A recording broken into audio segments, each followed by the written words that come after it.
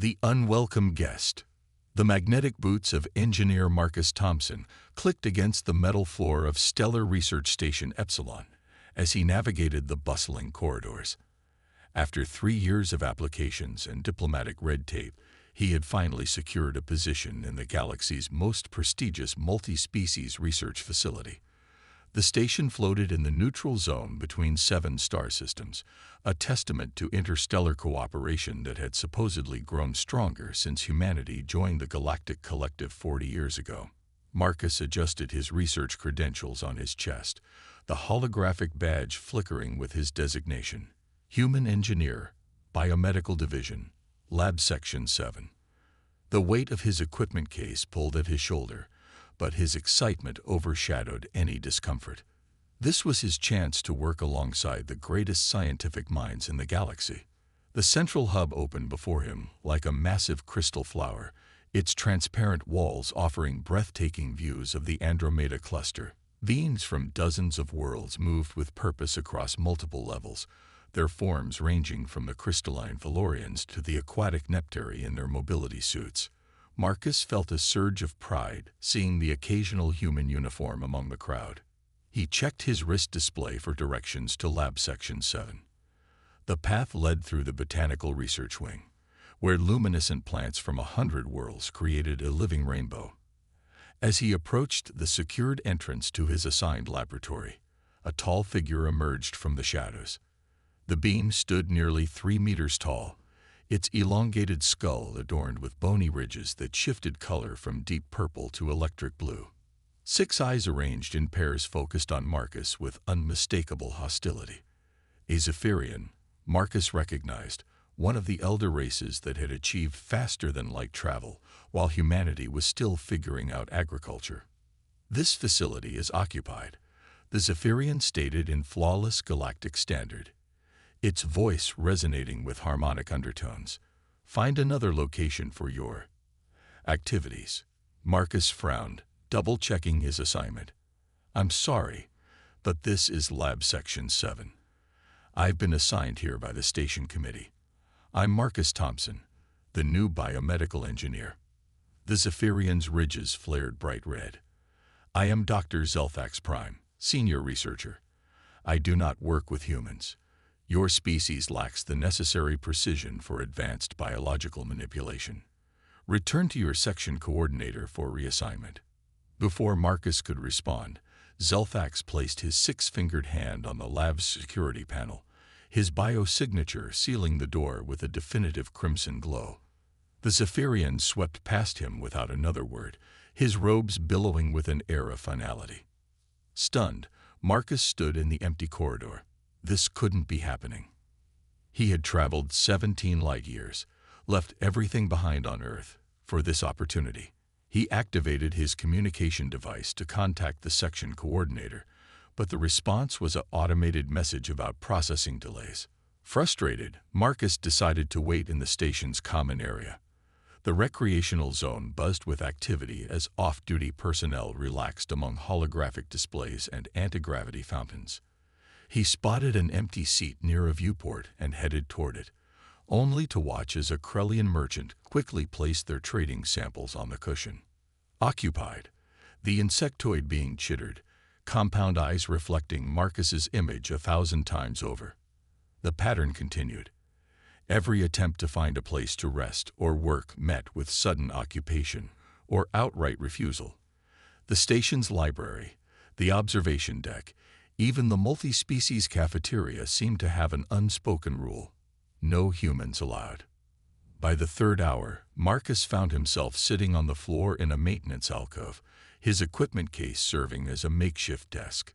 He pulled out his personal tablet to review his research proposals, trying to ignore the curious stares and whispered conversations in languages his translator couldn't quite catch. "Young human, your distress resonates across subspace frequencies." Marcus looked up to see a being that seemed to be made of living starlight. The Vortanian elder's form shifted and sparkled, impossible to focus on directly. Age was evident in the way its luminescence had dimmed to a soft silver glow. "Elder," Marcus stood respectfully. The Vortanians were among the oldest spacefaring races, their wisdom legendary. I seem to be having difficulty integrating with the station's research community. The Vortanians' form pulsed with what might have been amusement. Integration. Such a simple word for such a complex dance. Tell me, Marcus Thompson, do you know why the rain avoids certain leaves? Marcus blinked at the seemingly random question. I'm not sure I understand. Some leaves appear to repel water, yes, but look closer, and you find they are covered in tiny structures that make them super hydrophobic. The water is not avoiding the leaf by choice. The leaf has evolved to redirect the flow. The elder's form brightened momentarily. Perhaps you should examine what structures surround you here. Before Marcus could ask for clarification, the Vortanian had drifted away, leaving only a faint trail of photons in the air. Puzzled by the cryptic advice, Marcus decided to take a different approach. Instead of seeking the workplace, he would explore the station's public databases. Every research station maintained historical archives and personnel records. Perhaps understanding the station's history would help him navigate its social structures. The archive center was mercifully empty, its quantum storage units humming quietly in climate-controlled chambers. Marcus found an unused terminal and began his search, starting with general station history. Stellar Research Station Epsilon had been established 60 years ago, predating humanity's first contact by 2 decades. The founding species included the Zephyrians, Krellians, and 4 other elder races. He delved deeper, searching for any references to human integration policies. The official records spoke of welcome ceremonies and collaborative initiatives, but the actual human presence on the station seemed minimal. In 40 years, fewer than 50 humans had worked here, and most had departed within their first year. Curious, Marcus muttered, cross-referencing departure records with project assignments. The pattern was clear. Humans were consistently assigned to prestigious projects, then quickly reassigned or chose to leave. No official complaints were filed, no incidents recorded. His search algorithm flagged an anomaly in the medical database, a series of files from 25 years ago showing unusual access restrictions. The titles were clinical. Xenobiological Immune Response Study #4471 and Cross-Species Pathogen Analysis. Restricted. Each file required biosecurity clearance far above Marcus's level. What caught his attention was the metadata. The files had been created during a 6-month period that corresponded with a station-wide quarantine. The official records listed it as a minor containment protocol, but the security levels suggested something far more serious. Marcus's fingers flew across the holographic interface, following data trails and access logs. Someone had worked very hard to bury these files without actually deleting them. The cover-up was almost perfect, except for one oversight: the waste management logs. Every research station tracked biological waste meticulously. The logs from the quarantine period showed massive quantities of medical waste, far exceeding what a minor containment protocol would generate. More intriguingly, the waste was processed through human-specific biohazard protocols. Why would they use human protocols for a multi-species station? Marcus wondered aloud. His contemplation was interrupted by a sharp voice. "That is restricted information, Engineer Thompson." Marcus spun to find Dr. Zelfax standing behind him, all 6 eyes focused on the terminal screen. 2 security officers flanked the Zephyrian, their weapons not drawn but clearly visible. "I was simply researching station history," Marcus said carefully. "All accessed files were within my clearance level." "Your clearance level is under review," Zelfax replied, his ridges pulsing with agitation. "As is your assignment to this station. I have filed a formal complaint with the Galactic Research Council about your disruptive presence." Marcus stood slowly, keeping his hands visible. "Disruptive? I've been here less than 1 day. I haven't even entered a laboratory yet. Your species is disruptive by nature." Zelfax's voice carried an edge of something Marcus couldn't identify. "Fear. Anger. You bring chaos wherever you go. The council was foolish to allow human participation in sensitive research. The security officers moved closer, and Marcus realized this was more than professional disagreement. There was something personal in Zelfax's hostility, something that went beyond typical interspecies friction. "I'll go," Marcus said, gathering his belongings. "But I want it on record that I've done nothing to warrant this treatment."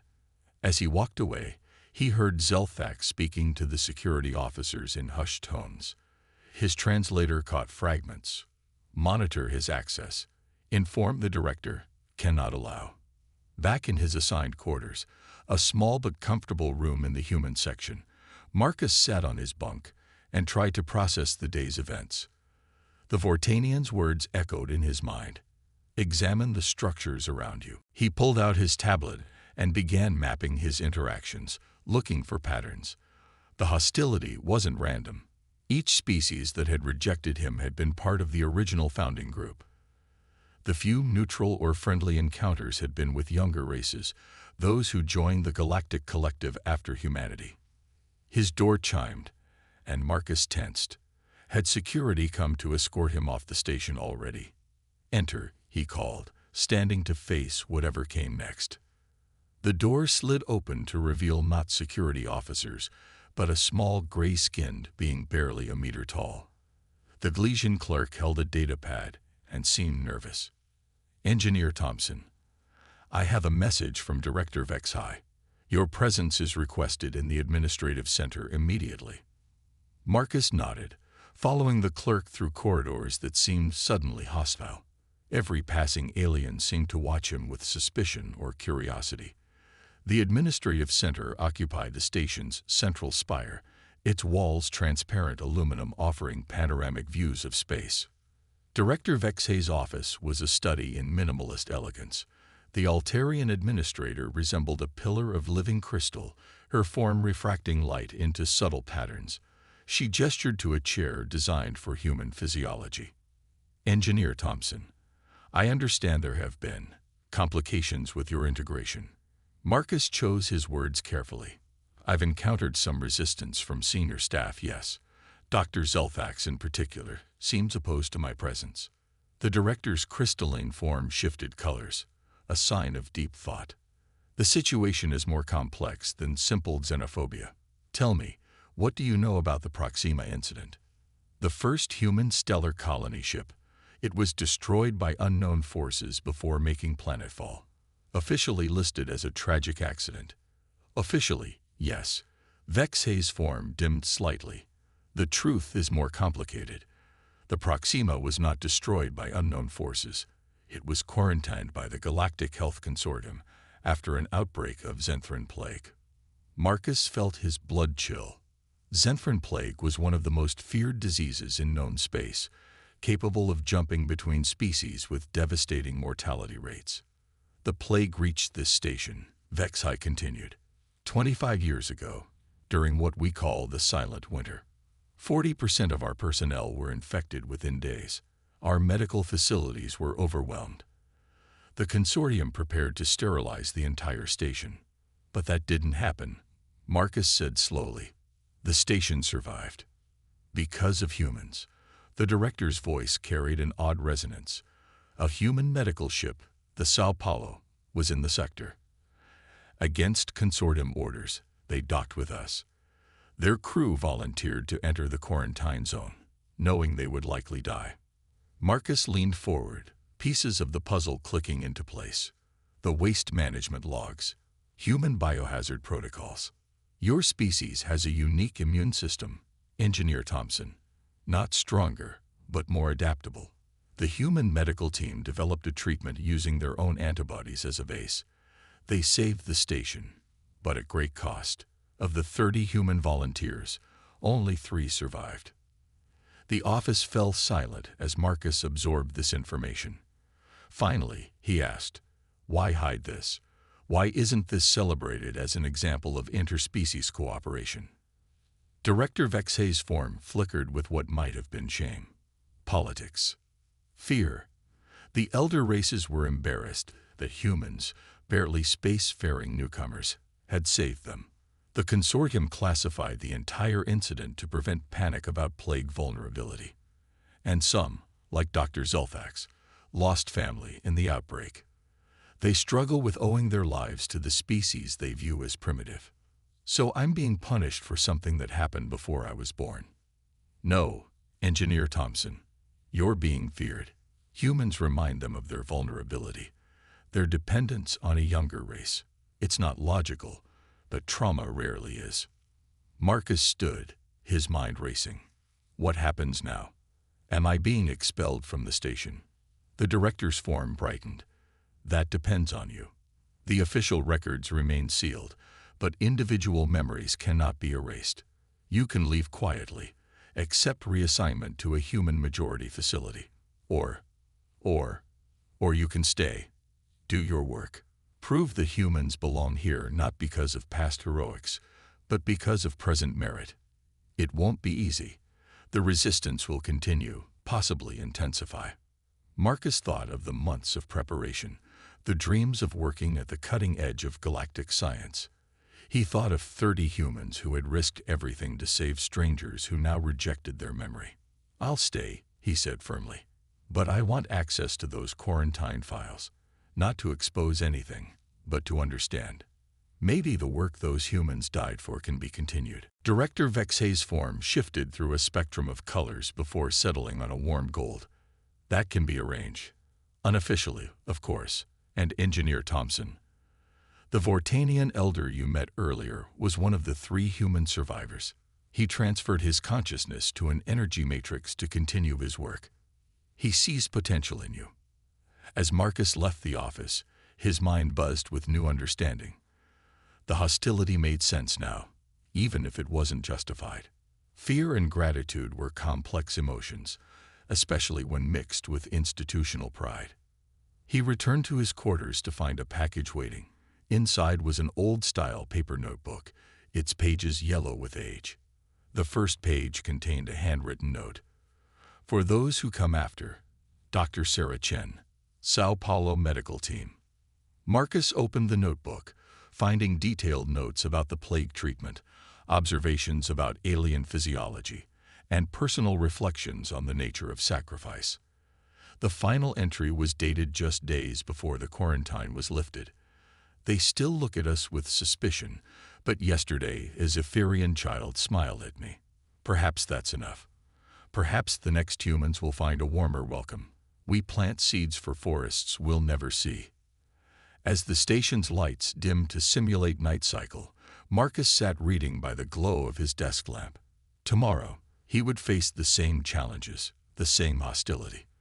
But now he understood the structures around him, as the Vortanian elder had advised.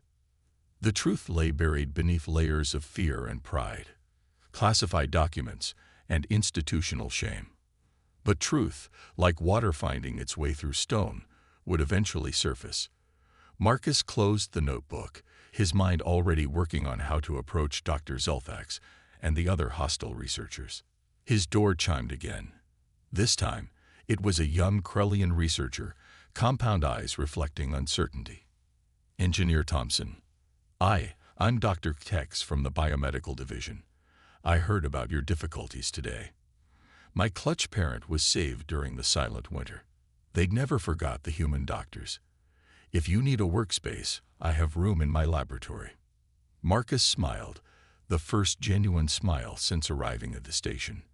Thank you, Dr. Tex. I'd be honored to work with you. As the Krellian departed, Marcus noticed a notification on his terminal. Someone had accessed the restricted plague files using his research queries as a backdoor. The system traced it to Dr. Zelfax's personal codes. The Zephyrian was reading about the humans who had saved his family. Change would come slowly, Marcus realized. But it would come. In the meantime, he had work to do, bridges to build, and a legacy to honor. He pulled up his research proposals, modifications already forming in his mind. If he could develop new treatments based on human immune responses, perhaps he could save lives just as his predecessors had. Outside his window, the stars burned with ancient light, witnesses to all the small dramas of younger races learning to live together. The cosmos was vast and full of wonders, but sometimes the greatest discoveries came not from distant galaxies, but from understanding the fears and hopes of those standing right beside you. The night cycle deepened, and throughout the station, beings from a dozen worlds settled into rest. In his quarters, Marcus Thompson, human engineer and unwelcome guest, began planning for tomorrow. The truth had a way of changing everything, given time and patience. And humans, if nothing else, were patient. The truth unveiled. The artificial dawn cycle of Stellar Research Station Epsilon painted the corridors in soft amber hues as Marcus Thompson made his way to Dr. Tex's laboratory. 3 weeks had passed since his arrival, and while the hostility from senior researchers remained palpable, he had found allies among the younger generation of scientists. His wrist display chirped with an encrypted message from the Vortanian elder, whose true identity as Dr. James Warren, survivor of the Sao Paulo medical team, remained a closely guarded secret. The message was brief. Lab 7. Midnight. The seeds are ready to sprout. Marcus pocketed the device as he entered Kitex's lab. The young Krellian was already at work, multiple arms manipulating holographic displays showing protein structures. Morning, Kitex. Any progress on the xenograph compatibility studies? The Krellian's compound eyes brightened. Significant advancement. Your suggestion about using human albumin as a binding agent has increased success rates by 30%. Dr. Zelthax requested our preliminary data yesterday. Marcus raised an eyebrow. Zelthax. He's showing interest in our work. More than interest, he spent 2 hours reviewing our methodology. He said nothing, but I noticed he downloaded your papers on human immune system adaptability. The pattern had been emerging for days. Senior researchers who had initially shunned Marcus were quietly accessing his work. The biomedical division's internal server showed increased traffic to human-related studies, all through anonymous proxies. Tex, can I ask you something personal? Marcus set down his equipment case. What do you know about the Silent Winter? The young Krellian's wings buzzed nervously. Only whispers. My clutch parent speaks of it rarely. They say humans came when everyone else abandoned us. They say... Tex paused, looking around nervously. They say the truth is locked in the deep archives, protected by quantum encryption that would take centuries to break. Marcus nodded thoughtfully. He had spent several nights attempting to access those same archives, hitting wall after wall of security protocols. But the Vortanian elder's message suggested another path. The day progressed with routine research, but Marcus noticed subtle changes in the station's atmosphere. Conversations stopped when he entered common areas, but the tone had shifted from hostility to something else. Curiosity. Anticipation. During the lunch cycle, Marcus found himself sharing a table with Dr. Tvek, a Caesarean microbiologist who had initially refused to work with him. The reptilian scientist said nothing at first, focusing on his meal of synthesized proteins. Then, unexpectedly, he spoke. Your paper on cross-species immune responses. The theoretical framework is intriguing. Have you considered applications for Melverin syndrome? Marcus nearly dropped his fork. Melverin syndrome was a degenerative disease affecting 3 elder races, considered incurable. I've thought about it, yes. But I'd need access to tissue samples from affected species. The Medical Ethics Board would never approve. I have samples. Tvek's voice was barely above a whisper. Legally obtained from volunteers. If you're interested in collaborative research. Before Marcus could respond, a commotion erupted across the cafeteria. Dr. Zelthax had entered, his 6 eyes scanning the room until they locked onto Marcus. The Zephyrian's ridges were pale, almost gray, as he approached their table. Engineer Thompson, I require your assistance. The words seemed physically painful for Zelthax to speak. Marcus stood carefully. Of course, Dr. Zelthax. How can I help? My offspring. She suffers from a rare genetic disorder. Our treatments have failed. Your research suggests human-derived therapies might. Zelthax's voice cracked. I am requesting your professional consultation." The cafeteria had gone silent. Every being present understood the significance of this moment. The most vocal opponent of human integration was asking for human help. "I'll need to review her medical files," Marcus said professionally, "and we should involve the station's chief medical officer." "No." Zelthak's ridges flushed.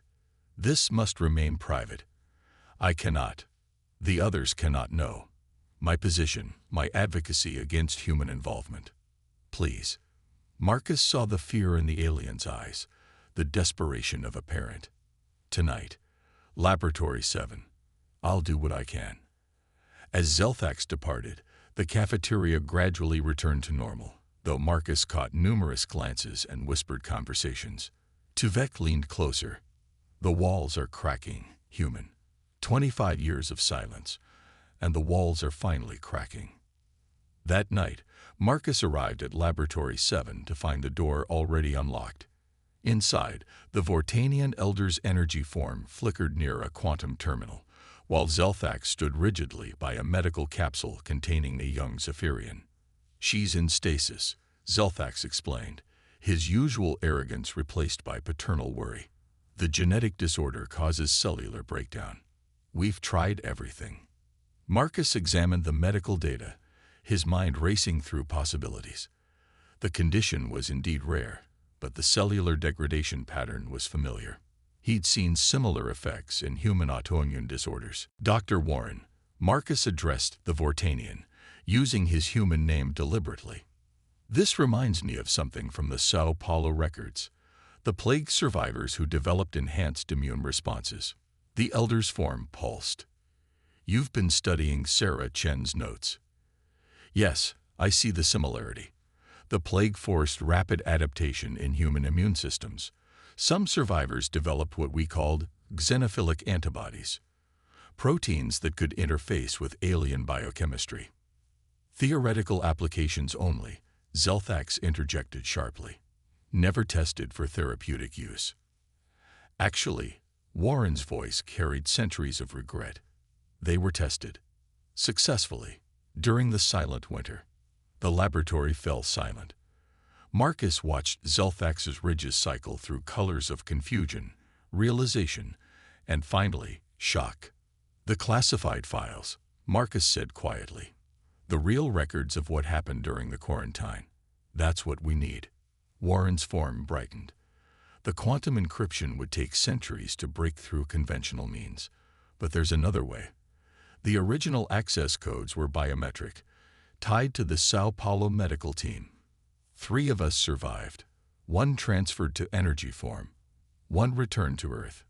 And 1 stayed," Zelthax whispered. "Dr. Sarah Chen stayed on the station. She died 10 years ago. Natural causes, they said." "Not natural," Warren corrected. "She spent her final years preparing for this moment. She knew the truth would eventually surface. Her biometric patterns, her access codes. She preserved them." The Elder moved to a wall panel, his energy form interfacing directly with the station's systems. Hidden compartments opened, revealing a stasis pod containing a small metal cylinder. "Her neural pattern backup," Warren explained. "Illegal to create, illegal to possess. But she knew someday someone would need the truth." Marcus carefully extracted the cylinder, connecting it to the quantum terminal. The screen flickered to life, showing the human woman with graying hair and kind eyes.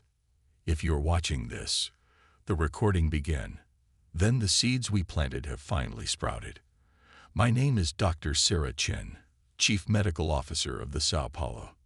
The truth about the silent winter has been hidden for too long." The files unlocked in cascades, revealing the full scope of what had happened.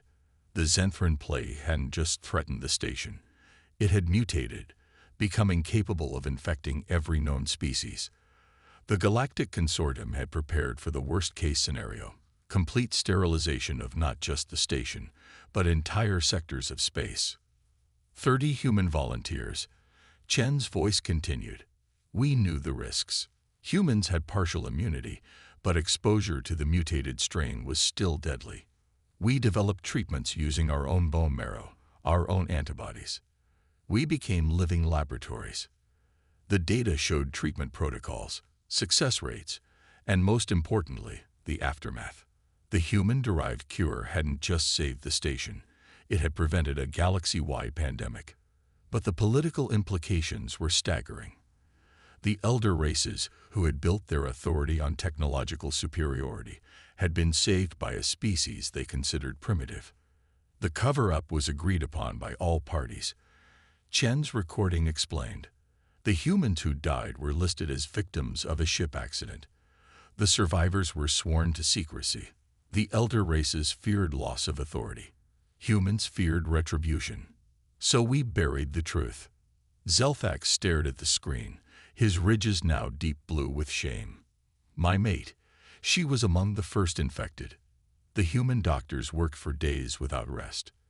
Dr. Chen herself performed the procedure that saved her life. And I have spent 25 years speaking against human integration. Marcus turned to the medical capsule. Your daughter's condition. If it's similar to the plague survivor's cellular adaptation syndrome, the treatment protocols in these files might help. With shaking hands, Zelthax authorized full access to his daughter's medical systems. Marcus worked through the night, adapting the old protocols to modern technology.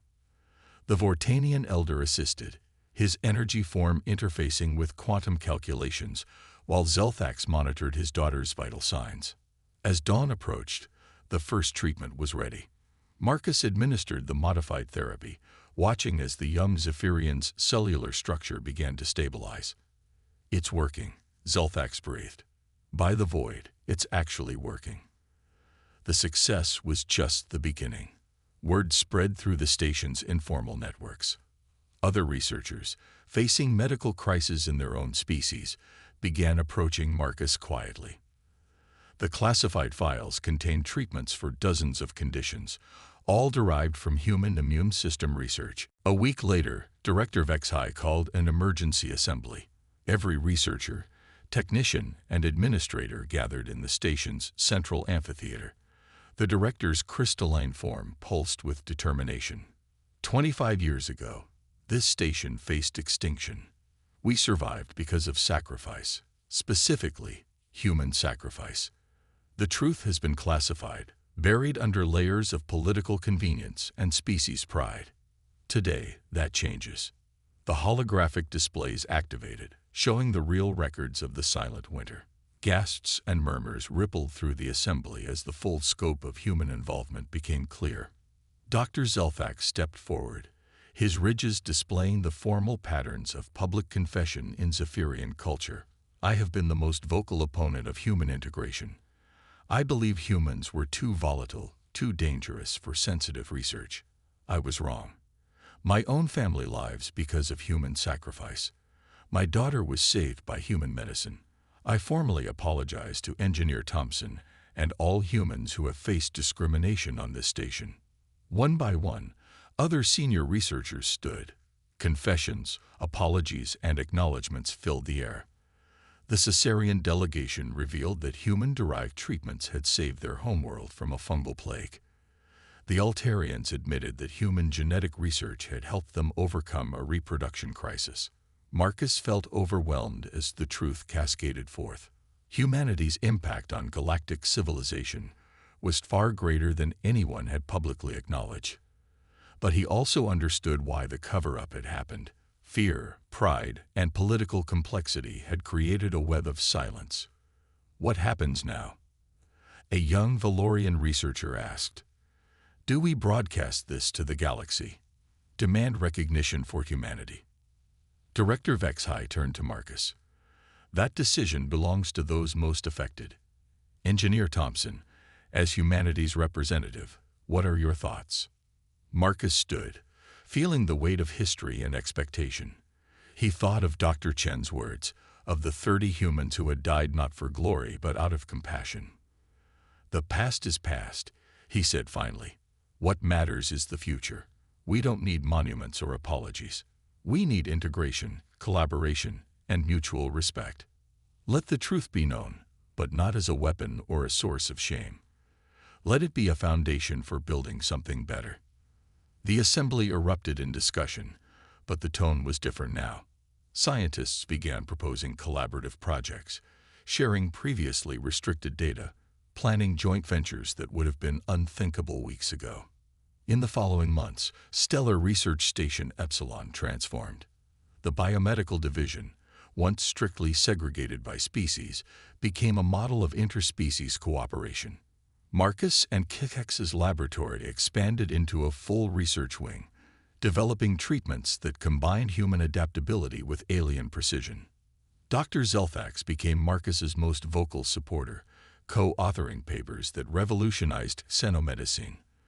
The Vortanian elder, still maintaining his energy form as James Warren, served as a bridge between the old and new, sharing wisdom earned through decades of hidden service. The classified files were gradually declassified, their contents integrated into standard medical databases. The galaxy learned the truth about the Silent Winter, but more importantly, it learned about the potential for cooperation when artificial barriers were removed. Marcus stood in the observation deck one evening, watching ships from a dozen worlds dock with the station. Kex joined him, compound eyes reflecting the starlight. "Do you think Dr. Chen would be proud?" the Krellian asked. Marcus smiled, thinking of the woman whose sacrifice had planted seeds for a forest she'd never see. "I think she'd be amazed that it took us this long to figure out what she knew all along." "And what's that?" "That our differences make us stronger, but only when we're brave enough to share them. Fear builds walls. Trust builds bridges. And bridges," Marcus gestured to the bustling station around them, "bridges change everything." The stars burned on, ancient witnesses to the small dramas of younger races learning to live together. On Stellar Research Station Epsilon, humans and aliens worked side by side, no longer divided by secrets and shame, but united by shared purpose and mutual respect. The truth had finally set them free. In his quarters that night, Marcus opened Dr. Chen's journal to its final page. Below her last entry, he added his own. "The forest has grown. The seeds have become trees, and under their branches we all find shelter together. Thank you for showing us the way." He closed the journal and placed it in the station's historical archive, no longer restricted but available to all who wish to learn from the past. Outside his window, the galaxy spun on, full of challenges yet to be faced, discoveries yet to be made, and bridges yet to be built. The revolution hadn't come through force or conflict, but through the quiet courage of those willing to save strangers, the patience of those willing to wait for truth, and the wisdom of those willing to change when truth was finally revealed. And in the end, that very human combination of compassion, patience, and adaptability had changed not just a station, but the very fabric of interstellar civilization. The future stretched ahead, bright with promise, built on the foundation of sacrifice and watered with the tears of reconciliation.